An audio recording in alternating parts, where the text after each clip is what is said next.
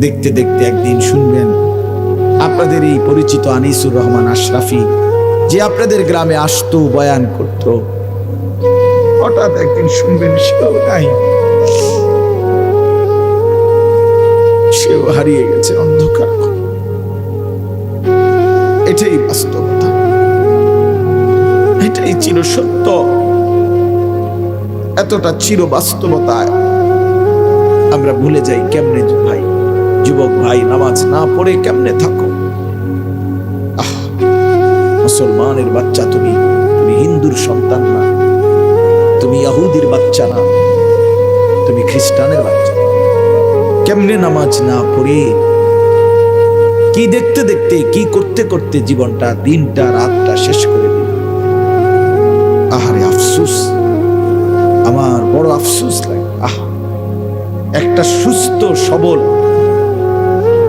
16 বছরের, 14 বছরের, 18 বছরের ছেলে মেয়ে কি কারণে, কি বুঝে একটা সেজদা দেয় না, এক ওয়াক্ত নামাজ পড়ে না? আরে বোকা রে, তুই কেমনে এত বোকা হই? কি কারণ দেখতে পারে?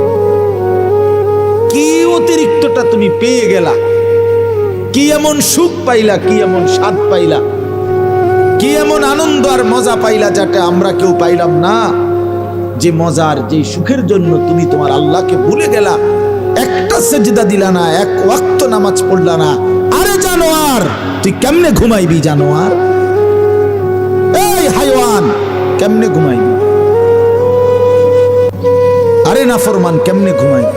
তোরে যদি ঘুমের মধ্যে ফেরেশতা লাথি মারে, তোরে যদি ঘুমের মধ্যে ফেরেশতা মাথা তুললে আসার মারে,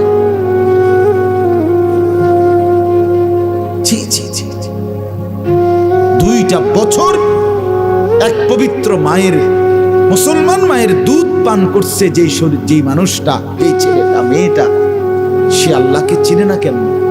মায়ের পবিত্র দুধ তো আল্লাহরই দেওয়া, মায়ের বুকের স্তনের দুধ তো আল্লাহর দেওয়া।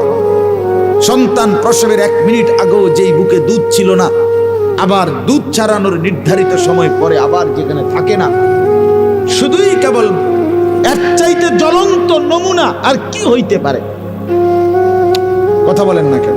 যে এটা যে আল্লাহ দিছে, এর চাইতে জ্বলন্ত নমুনা আর কিছু হইতে পারে? যে গতকালকেও ছিল না, আজকে সন্তান প্রসব হইল, আজকে দুধ বাসলো মায়ের বুকে, আবার দুধ ছাড়ানোর 2 বছর শেষ, আবার সেই দুধ বুকের হাকে হারিয়ে গেল, মায়ের স্তনের দুধ। তাহলে এটা যে সরাসরি ভিন্ন কেউ দিচ্ছে, এটা কি বোঝা যায় না?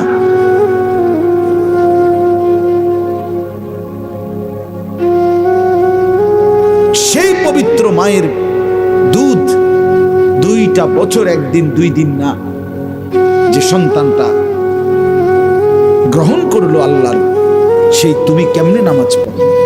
এই জন্য বললাম, আমার যে কথাটা ছিল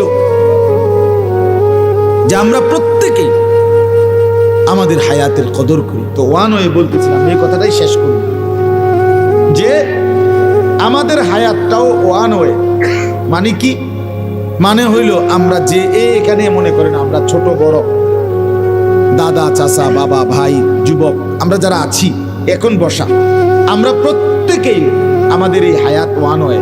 অর্থাৎ আমরা কেবল সামনের দিকেই যাইতে হবে, পিছনের দিকে ফিরে আসা কারো পক্ষে সম্ভব। ইউটার্ন লইলে হইতো না, এখানে ইউটার্নের কি নাই সিস্টেম। আপনারা আমরা কেউ একটা ছেলে বলো বা একটা বাবা বলে, আজকের দুপুরে আমরা আর ফিরে যাইতে পারবো? গতকালকে আমরা আর ফিরে যাইতে পারবো? এটা ওয়ান ওয়ে, একমুখী রাস্তা। এখানে শুধুই সামনে যাইতে হবে, পিছন ফিরতে পারবে।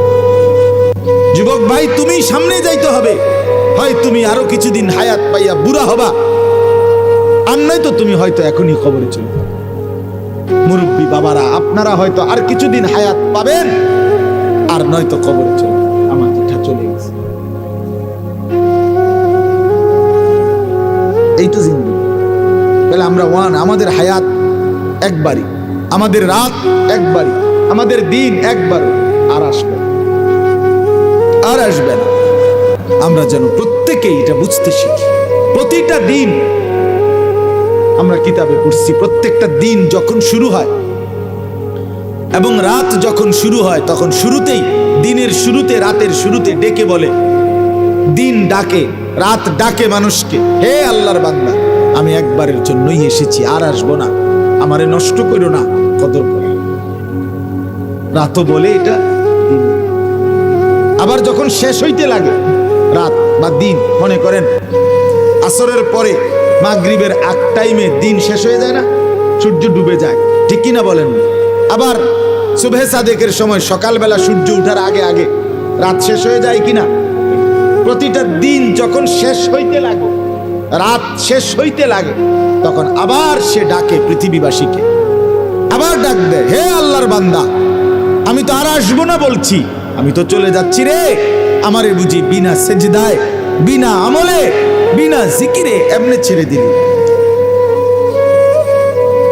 আজকের সারাদিনে ফজর, জোহর, আসর 3 ওয়াক্ত নামাজের টাইম চলে গেল বান্দা, একটা সেজদাও দিলি না, আমি বুঝি এমনি এমনি চলে গেল তোর জীবন, আমি দিন তো আর আসবো। আজকের রাতে মাগরিবে, এশা, তাহাজ্জুদ, কত লম্বা সময় চলে গেল। আহা বান্দা, সারাটা রাত মোবাইলের ছবি, নাচ, গান, জিনা, ব্যভিচারের দৃশ্য, নাটক, সিনেমা, অথবা শুধু শুধু ঘুমায় ঘুমায় শেষ করে দিলা, একটা সেজদাও দিলা না। বলে এজন্য আর আসবে 13ই ফেব্রুয়ারি 2024, রোজ মঙ্গলবার, পৃথিবীতে আর কোনোদিন আসবে? আগামী বছরের 13ই ফেব্রুয়ারি তো 2024 না, ঠিক না? আগামী মঙ্গলবার তো আগামী মঙ্গলবার, কিন্তু সেটা তো 13ই ফেব্রুয়ারি না, আর আসবে। অতএব এটা বলার একটা শেষ উদ্দেশ্য হলো, আমরা ভালো হওয়া দরকার। আমাদের এই হায়াত কাজে লাগাইলেও এটা নষ্ট করে দিল। আনাই আমাদের খাইলেও পারে, আলাই দিল, আপনার বরাদ্দই এদ্দুরই বরাদ্দ, আপনি বরাদ্দ বাড়াইতে পারবেন। আর রিজকু মাকসুম, সবকিছু বন্টন করা, তাকদীর নির্ধারিত। ইন্নাল্লাহা কাদ্দারা মাকাদির আল খালাইক, আল্লাহ পাক সমস্ত সৃষ্টির তাকদীর নির্ধারণ করেছেন আসমান জমিন সৃষ্টির 50,000 বছর আগে। একটা পিঁপড়া আমরা দেখি আমার সামনের থেকে পার হয়ে গেছে, তার মানে সে আল্লাহ তাআলা তার হায়াত, ঠিক কি না বলেন? তাহলে আমার থেকে বাচ্চা গেল, এবার থেকে পারল না। মউত কার কাছে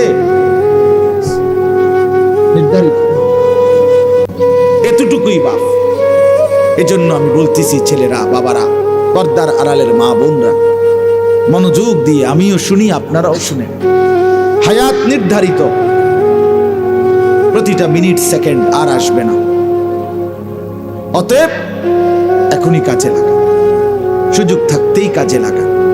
আর সুযোগটা কাজে লাগাবার, হায়াতকে কাজে লাগাবার, হায়াতকে দামি বানাবার, নিজের সময়কে দামি বানাইবার সবচেয়ে শ্রেষ্ঠ, আল্লাহর পক্ষ থেকে সর্বশ্রেষ্ঠ একটা সুযোগ, মহা একটা সুযোগ, মাহে রমজান।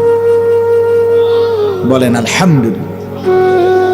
সেটা একদম সামনে, এই যে দেখা যায়, ওই যে চাঁদ উঠলো বলে, এবারে যেই চাঁদ উঠবে এটাই রমজান, ঠিক না? হায়াতের কদর করেন, হায়াতের কদর করেন, হায়াতের কদর করেন। আমি প্রত্যেক দিনে কয়দিন টানা বলতেছি, বাবা সবাই মনোযোগ দিয়ে শুনেন এই 10টা মিনিট কথা। হায়াতের কদর করেন। আমাদের জীবনটা ওয়ান ওয়ে রোড, আধুনিক যে রাস্তা, আধুনিক রাস্তার নিয়ম হলো ওয়ান ওয়ে। এই যে 4 লেন রাস্তাগুলো, যেমন আপনি এদিক দিয়ে গাড়ি নিয়ে ঢুকছেন, এবার আপনার কাজ হইলো আপনাকে শুধু সামনের দিকেই যাইতে হবে, এদিক দিয়ে আবার ফিরচাইতে পারতেন। কথা বুঝছেন নি? আপনি যদি আবার পিছনে আসতে হয় তাহলে আপনার ইউ টার্ন নিয়ে এদিক দিয়ে আইতে হইবে, নাকি এদিক দিয়ে আসা যাবে?